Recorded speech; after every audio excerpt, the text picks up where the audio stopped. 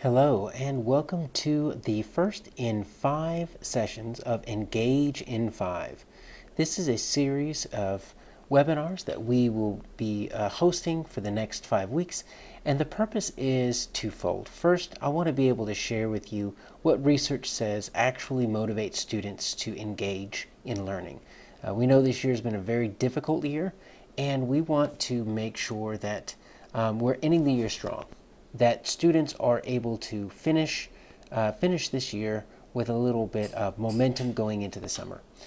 So we want to learn what motivates students, but secondly, we also want to make sure that we have some practical tips. What can we walk away from tonight with in order to make sure that we actually have something that we can turn around and we can use immediately that will be able to increase our student motivation and engagement. So those are our two agenda points for this evening. And so first, let's just look at what is student motivation. So we're calling it Engage in 5 simply because there are 5 facets of student motivation. And if you think of the word crave, it spells the word crave, and those are the 5 facets you see down there at the bottom of the screen: competence, relationships, autonomy, value, and emotions. So what do we want students to be able to do? We want them to crave learning. We want them to learn simply because learning is interesting, because it's not something we're forcing on them, but we want them to learn because it is very, very important to them. So if we want them to crave learning, these are 5 leverage points. These are 5 levers that we can use, and what we're looking at this evening is going to be the first of those 5, and that's competence. Next week we'll have relationships, and we'll move all the way through in our Engage in 5. So what does that mean, competence? Well, first let's take a look at some the resources that we're going to use here. These are 2 books that I've written, both dealing with student engagement. As you can tell, it's something that I'm very passionate about. The first one is Solving Student Engagement. I kind of liken that to drinking from a fire hose. A lot of information, a lot of heavy research, but what I did was I poured into over 30 years of social cognitive research, neuroscience, motivational psychology, and really just try to find what are the central points that make students want to learn. What have we learned through research, not through gimmicks, not through a teacher of the year writing a book because he or she was super persuasive, but what is it that really gets students going? And that's what that first book is all about. Not only the research, but then also some practical tips. The second book, Don't Quit Your Day Job, An Educator's Guide to Student Engagement, it follows the same exact research base, but it's in a completely different format. It's a 30-day self-paced guide. I liken this to drinking from a water fountain. So if you're interested in drinking from a fire hose, I would recommend my first book. If you'd like a little bit more practical, a little bit more bite-sized chunks, then I would definitely recommend Don't Quit Your Day Job. And so let's first look at competence fast facts. What does research say about competence? Why does that motivate students to learn? What does that actually mean? Well, first, students with high self-efficacy beliefs have greater persistence and performance. And it's kind of a no-duh type thing that we were getting from research here. It makes sense, but research has borne this out. So self-efficacy, that's what you believe about yourself. Do you believe that you have the ability to solve problems? Do you believe that you have the ability to be able to be successful? If you believe in yourself, then you're going to have greater persistence and you're going to have greater performance. And so it's not something that's necessarily born with students. It's something that we can develop, and we'll look at how we can do that. But if we want our students to be more motivated, well, they have to feel able to be successful. No one really wants to be unsuccessful for a long time, and it's very demotivating to not feel successful. So if you're looking at some students in your classroom and they're not really feeling motivated, one of the things that might be shutting them down is they just don't have that self-efficacy. They look at a task, they look at something that you are trying to give them, and they just say, I can't do it. So here's a perfect example. So if you were a recreational runner and you ran, once a week for health, and I said, let's do a 5K. You might have done a 5K a year ago, but you know what? That's probably within your range of what you can do. So you're thinking to yourself, you know what? I can do a 5K. Let's get going. We can do it.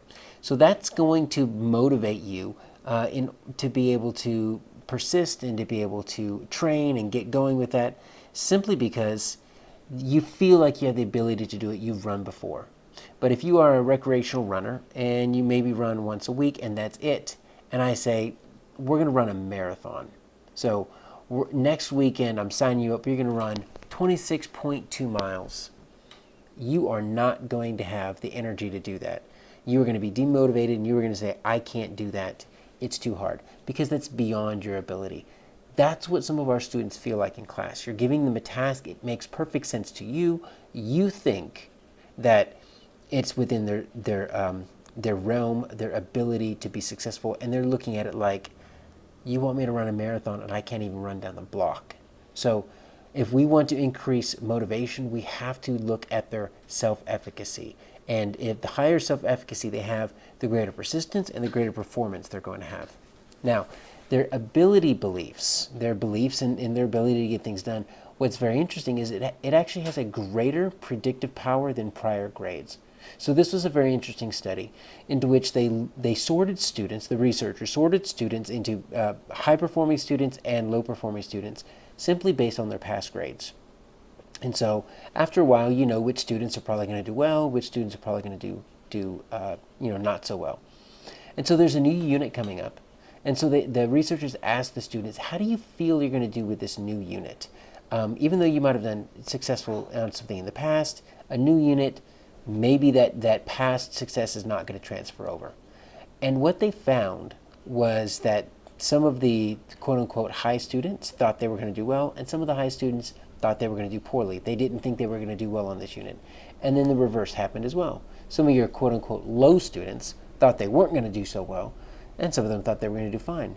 And so it was a really nice situation. They wanted just to see, well, which one is going to be a better predictor of the final grades? Your past performance or your belief in what you're going to do? And what they found, a better predictor was your belief. So if you believe that you can do something, that is actually more powerful than your past performance. So what students believe about themselves, if they believe that they can actually get something done, it's not just pop psychology feel-good stuff. It actually affects their motivation and engagement. So we need to be looking at their competence beliefs and their self-efficacy. Do they believe that they can be successful? Those kids that say, I can't do it, it's too hard, they've already shut themselves down. That's a real feeling. Those are real emotions, and that's really going to stop them from being successful. Third, obviously we can't get very far without talking about a growth mindset. So a growth mindset is something that most of us are probably aware of. If not, it's Dr. Carol Dweck. She's done a lot of research with this. A growth mindset is the ability that students have in their mind, thinking that they can grow their competence, they can grow their intelligence, they can grow their skills. If you work hard enough, get enough feedback, you can grow. That's why I call it a growth mindset. They're very open to new things. They see errors as feedback as opposed to anything that's like a punishment or anything that's shaming to them. On the flip side of that is a fixed mindset, right? So the fixed mindset students, those are the ones that say, oh, you're either born smart or you're not. You're either born an athlete or you're not. You're either good at math or you're not. And so those students do okay in those areas that they feel like they're good in. But if you have a fixed mindset, if we put you in an area of weakness, you're going to be shut down. You've got no interest in that. And so obviously, and this is why growth mindset has kind of turned into a cult thing, a pop thing, but it's backed by tons and tons of research. If we want our students to be more motivated, we need to nurture a growth mindset rather than a fixed mindset. And we'll look at one way that we can actually do that with how we set up our classroom. So learners with growth mindset, greater gains in performance. Most of us know that, but that's where this lives, is within this competence facet of motivation. Now here is the greatest news. Research has shown we're not stuck with whatever competence beliefs they walk into our classroom with. We are stuck with whatever competence beliefs they leave with. But if you are dissatisfied with some of the competence beliefs in your students, if they don't think they're able, if they have a fixed mindset, if they don't want to try new things because they're scared of making mistakes, or they don't want to look foolish, guess what? Research shows that your instruction and that your classroom environment can change their competence beliefs. So you, as a teacher, and that's the most powerful thing about this student motivation, is that you as the teacher, you hold the key. You can't control how they walk into your classroom, but you can definitely control how they leave your classroom. And so let's look at some ways that we can shift some competence beliefs and how we can use that as a lever in order to get students more motivated and engaged. So first, this is an instructional strategy that it has many different names. But let's just think about tiered activities, and we'll use that term, but you might know of it as something else. And this might be something to where you say, you know what, I've done that before. And that's great. If you've done this before, that means that you are tapping into a little bit student motivation, and it falls under the facet of competence. Now, here's the question that I would ask you. How can one task, one worksheet, one set of review questions, how can that task meet the needs of all learners? You're lucky if you can get one worksheet, one seesaw activity, one digital worksheet, whatever you want it to be. You're lucky if you can get that to meet half of the students in your classroom. So what that means is that if you're trying to get a one-size-fits-all, then you're going to be missing some kids. So for those students that it's too hard, you're killing them on the competence. They just don't feel like they're able. Then on the flip side, you've got some students that it's too easy for them and they lose motivation because they need some type of challenge. So that's why differentiation is so important, and that's why we need to be looking at this. Think of it as the Goldilocks method, right? You don't want it to be too hard, you don't want it to be too easy. But if one activity can't fit all the students' needs, and if you can't get all the students to be on the exact same level, well, then your only option left is that you're going to have to make some tiered activities. Now, this doesn't necessarily mean that you need 58 different sheets, right? Every kid doesn't need to have their different task. I would start small, right? So let's assume that your basic activity, your processing task, your homework assignment, project, whatever that is, that's on grade level. So if you want to start small, say that's going to be assigned for maybe 50, 60% of your kids. Let's hope that 50, 60% of your kids are within that range. So a tiered activity is just a minor tweak. How can you make that a little bit easier in order so that your students that are struggling, how they can still access it, right? So you're adding additional scaffolds, additional supports to make it accessible to them. So to go back to the running analogy, right? So if we want to get people running, if you've got an experienced runner, you might say, let's go for a marathon. If you've got someone that's run 5Ks for a while, then their goal might be, you know what, let's see if we can stretch that to a 10K, right? That's a reachable goal. And if you've got someone that can't run down the street, well, then maybe their goal might be a 5K. It might be just running 1 mile on a fun run. But we've got to meet the challenge to where the students are, and it's got to be a little bit of a stretch.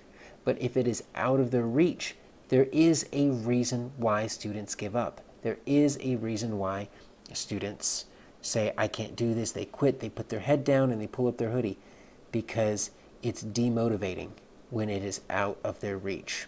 So in the classroom setting, let's say you're doing a basic classification activity. So you, in elementary school, that's kind of my background, we're always doing classifications and sorts of two-dimensional and three-dimensional shapes, right? So if we're wanting to sort some shapes by polygons or non-polygons, or we want to sort some shapes by, the number of sides, triangles, quadrilaterals, pentagons, hexagons, or we can sort 3D solids based on the number of edges, vertices, whatever, right? So your typical activity might be your grade level, your baseline activity might be, let's just take, I've got 10 shapes here, and let's just sort them into these 3 categories, right? And what students might need to do is they might need to put them into, 3 different categories. If you're trying to make that a little bit more difficult, a little bit more challenging, then maybe you don't even tell them what those three categories are, right? So you just tell you give your high kids, here's 10 shapes, sort them any way you want to. As long as it makes sense, I'll go for it. So that's tiering up a little bit. You're on level, you're telling them it's three different categories, but you're not telling them really what it is. And then if you need to tier that down for some of your struggling kids, you give them the three headings. You say, we're going to sort these into three different categories. One's triangles, one's quadrilaterals, and one is octagons. So those are your three categories. So you can take any activity, any processing activity, and you can add one layer of support, like this. In this case, it would be the headings for the classification, or it could be taking away a level of support, like taking away the fact that there are three groupings. Even if you're doing some type of review, we do multiple choice reviews all the time.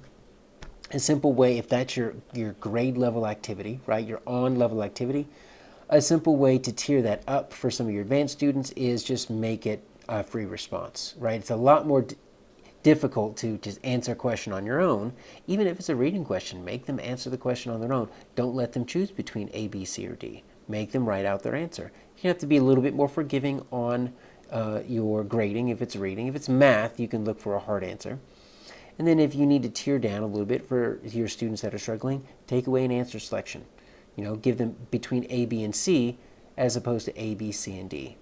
And these are just little thoughts, but the more you think about it, the more you practice tiering your activity, saying, my baseline activity is a grade level activity. What can I do to take it up a level for my advanced students? What can I do to take it down a level? Add a layer of support for my struggling students. That's going to motivate students, because if they feel like they can find a just right activity, and for some of your lower students, you might say, hey, you can either do this one or the on level, and you let them choose. And maybe they want to try the more difficult one, and if it gets too difficult, they can bring it back down a level, and that is going to really build their competence, because they feel like there's a safety net, right? If they're going to stretch and try to do the more advanced one, and if it's not working out, without penalty, they can move down to the less advanced one. That is great for competence, and it also hits that third facet that we'll talk about in 2 weeks, autonomy, giving them choice. So what else can we do? Goal setting. Goal setting is huge, and this can be done with math facts. This can be done with fluency records. This can be done with, if you're taking any kind of assessment, like a MAP assessment, or they're trying to hit a certain letter on their reading A to Z or running records, right?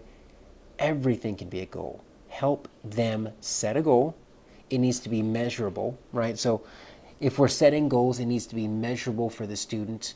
85% on the unit test. I want to get 40 words per minute on my next fluency assessment. I want to reach level D by the end of the month. Something to where it's measurable and everyone knows whether you met the goal or not. It needs to be reasonable, and this is where you as the adult needs to know what's reasonable. So if a kid is a non-reader, they're on a pre-A, and they want to get to a level F by the end of the week, that's not going to happen. So you might need to talk them back off the cliff a little bit, but help them set a measurable goal and a reasonable goal. And then what's the specified strategy? So if they're going to set that goal, what are they going to do in order to get from here to there? And that third bullet point, that's the difference. That's where students start to feel their competence, because they feel like they're in control, right? Anybody can set a goal for 85%. Okay, so what are you going to do to get there? In the past, you've got 50%, you got a 65%. What are you going to do differently to get to 85%? And what that does is, A, that gets their brain working in overdrive. They're going to have to come up with a strategy. And now, here's why a lot of teachers don't set goals. Because what if they don't make it, right? What if they try to make a goal and they don't make it? And you don't want to let them down. Well, guess what? If you have a specified strategy, now you can sit next to that student and you can say, well, it was a really good goal, and we're still going to hit that goal. We just didn't hit it this time. That doesn't mean you can't do it. That just means we need to try a different strategy. So you can take that brunt of those negative feelings for not hitting the goal, and rather than the student transferring it to themselves, saying, I'm dumb, I can't do it, I know I knew I shouldn't have tried, you can transfer that to the strategy and say, well, maybe that wasn't the best strategy. What else can we try? And so when they're criticizing anything, they're saying, well, I need to try a different strategy. And that's empowering to them, because nothing ever happens perfectly the first time.